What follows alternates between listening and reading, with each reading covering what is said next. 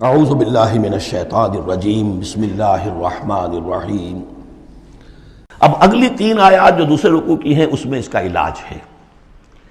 علاج جو ہے ایک پریونٹیو ہوتا ہے، کیوریٹیو۔ پریونٹیو یہ ہے کہ اس مرض کی چھوت نہ لگے، ٹیکہ لگاؤ، اسمال پاکس کا ٹیکہ لگا دو، چھوت نہیں لگے گی۔ ایک یہ کہ اگر ہو ہی جائے تو پھر یہ ہے کہ اس کا علاج۔ پریونٹیو کیا ہے؟ یا ایھا الذین آمنوا لا تلھکم اموالکم ولا اولادکم عن ذکر اللہ۔ اہل ایمان تمہیں غافل نہ کرنے پائیں تمہارے اموال اور تمہاری اولاد اللہ کی یاد سے۔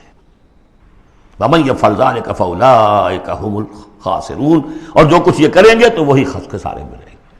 اب ذکر سے مراد صرف وہ ذکر نہ سمجھیے تسبیح، اللہ یاد رہے، اپنا فرض یاد رہے، آدمی چاق و چوبند رہے، اپنے فرض کی ادائیگی کے لیے کمر بستہ رہے، سب ذکر میں۔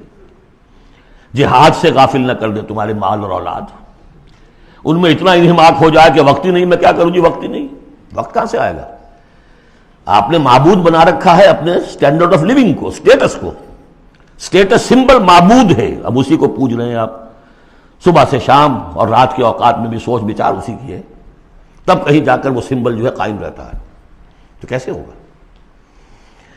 اس کا جو ہے کیوریٹو ٹریٹمنٹ وہ کیا ہے؟ دیکھیے، نفاق الف اس میں ڈال دیجئے، انفاق یہ اس کا علاج ہے۔ انفاق، خرچ کرو، خرچ کرو۔ نفاق کا اصل سبب کیا ہے؟ دنیا کی محبت۔ دنیا کا محبت کا سب سے بڑا مظہر کیا ہے؟ مال کی محبت۔ اور علاج بالمثل یہ ہوگا، مال نکالو، یہ ہے اس کی اصل علاج۔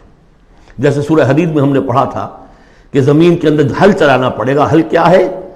ان المصدقین والمصدقات واقرضوا اللہ قرضا حسنا یضاعف لهم ولهم اجر کریم والذین آمنوا باللہ ورسلہ اولئک هم الصادقون۔ یہ گند نکال دو دل سے، پھر ایمان کا بیج پڑے گا تو لہلائے گی کھیتی، پھر صدیقیت کی طرف جاؤ، چاہے شہادت کی طرف۔ یہ تمہاری افتاد تباہ ہے۔ وَأَنفِقُوا مِمَّا رَزَقْنَاكُم مِّن قَبْلِ أَن يَأْتِيَ أَحَدَكُمُ الْمَوْتُ، اور خرچ کر دو اس میں سے جو کچھ ہم نے تمہیں دیا، اس سے پہلے کہ تم میں سے کسی کی موت کا وقت آئے۔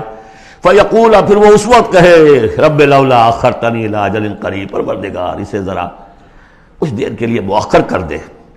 فَأَصَّدَّقَ وَأَكُن مِّنَ الصَّالِحِينَ، تو میں بڑی تصدیق کروں گا اور خیرات و صدقات سارا کچھ دے دوں گا، اور میں بالکل صالحین میں سے ہو جاؤں گا۔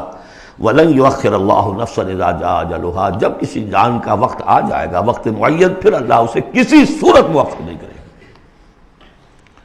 قوموں کی اجل تو پھر بھی مؤخر ہوئی ہے، قوم یونس کی ہو گئی ہے، لیکن یہ کہ انفرادی اجل کبھی مؤخر نہیں ہوتی۔ واللہ خبیر بما تعملون، اور جو کچھ تم کر رہے ہو اللہ اس سے باخبر ہے۔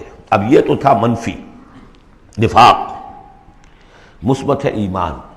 صدق اللہ العظیم۔